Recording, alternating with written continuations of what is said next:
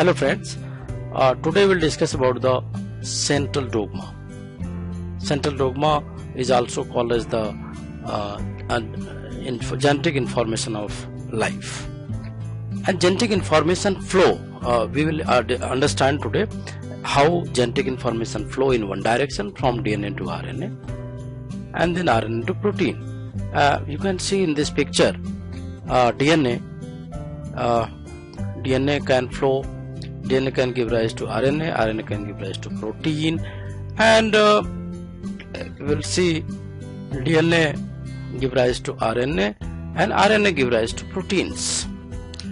This is not possible that every time DNA give rise to proteins or DNA give rise to RNA. So DNA to DNA formation is called as the replication, as you can see here, and DNA to RNA formation is called as the transcription, while DNA to protein formation is called as the translation. Why DNA to DNA formation is essential?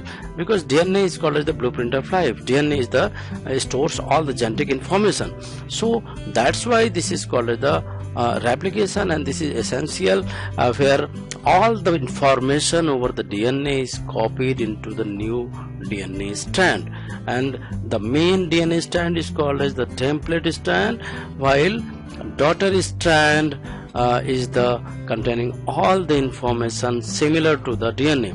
So central dogma, what do you mean by central dogma? Central dogma states that genetic information flows in one direction from DNA to RNA and RNA to proteins.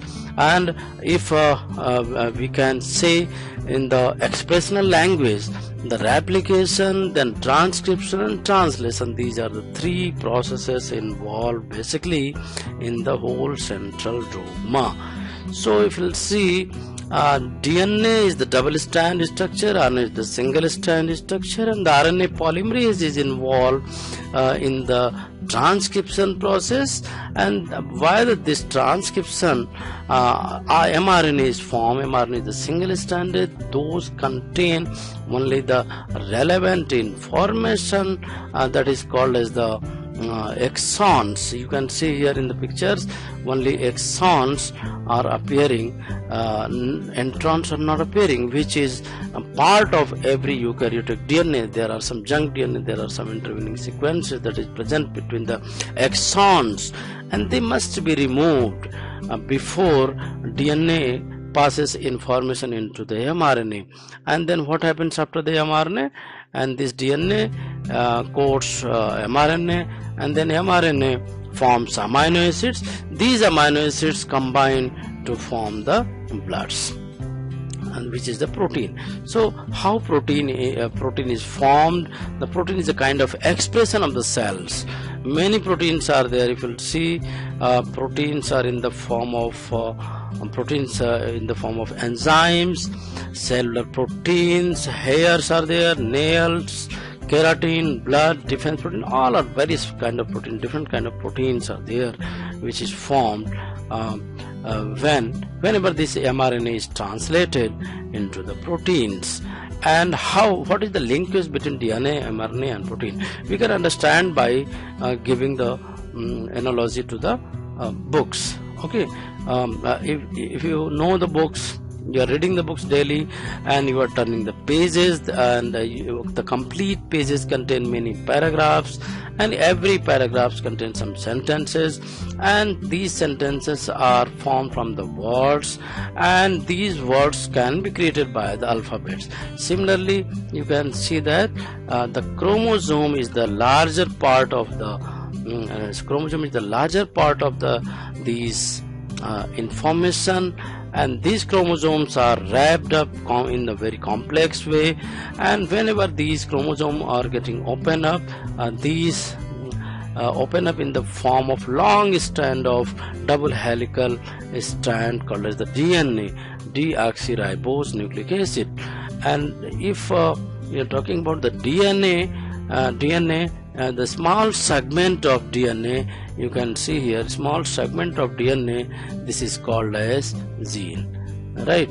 So chromosome is the larger portion, then chromosome will open up in the DNA, and then DNA open up into the small segment called as the gene. And if you want to understand more about what is the relation between this, so you can understand DNA decodes those information in the form of short strand called as the mRNA, and these mRNA then enters into the ribosomes, and these ribosomes are decoding all those information in the form of genetic codes into the different kind of structures, and these amino acids carried by the tRNA, and this tRNA is very, very important for tRNA, and ribosome is very important for the translating those information that is present over the mRNA into the form of some kind of visible expressions called as the proteins,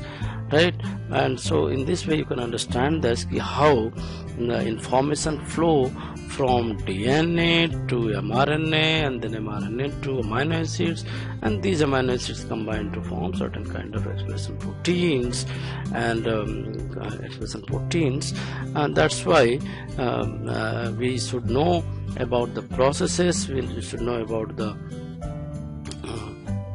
some enzymes. You will see that whole DNA unwinds. DNA is a double-stranded helical structure, as I have said, and these DNA double helical structure open up by the help of enzyme RNA polymerase, and these RNA polymerase attach themselves to the coding sequence from where the mRNA is copied, mRNA is formed, and it means via the transcription process all these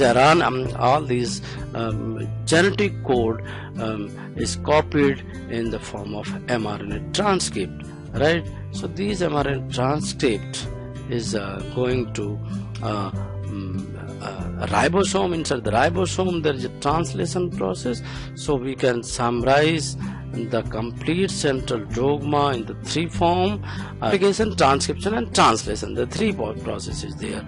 And if you will talk about RNA are of three type: ribose, nucleic acid, tRNA, mRNA and ribosomal RNA. These are the different places where all this information, all these processes are carried out. Basically every nucleated cells contain chromosome. Chromosome open up in the form of long strand of double helical structure DNA, and then single stranded mRNA is formed by the process of transcription. And then you can see here the transcription where RNA polymerase is basically involved, while in the replication DNA polymerase is involved. You can see here in the picture DNA polymerase is involved in the replication.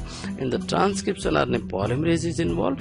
Different kind of enzymes are involved in the processes. So that's why they are completing this process and called as the central dogma of life. And since RNA is genetic, RNA stores genetic information, some kind of viruses, so retroviruses, so they are always possible RNA to RNA formation, or sometime with the help of reverse transcriptase, these RNA can be developed into the form of DNA. So that's why this cycles completes. DNA forms RNA and RNA forms proteins. Thank you all for watching and listening.